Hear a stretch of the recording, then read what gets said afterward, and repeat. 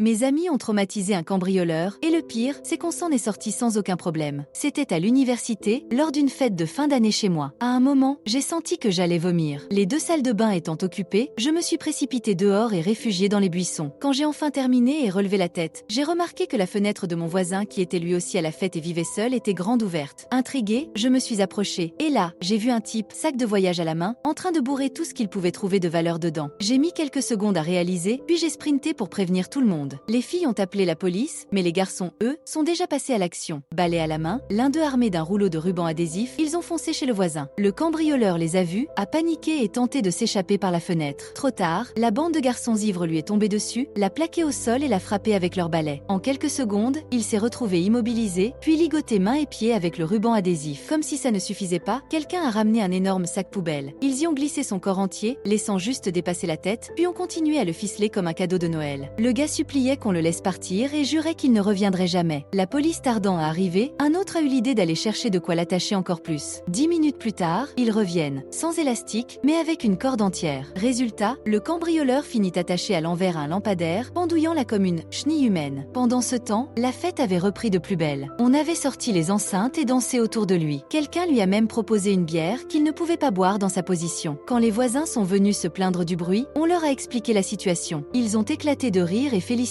la capture. Enfin, la police est arrivée, tentant de garder son sérieux mais visiblement amusée. Ils cherchaient ce type depuis un moment et n'en revenaient pas de la façon dont on l'avait neutralisé. Ils l'ont décroché et l'ont embarqué dans la voiture en le laissant ficeler comme on l'avait trouvé.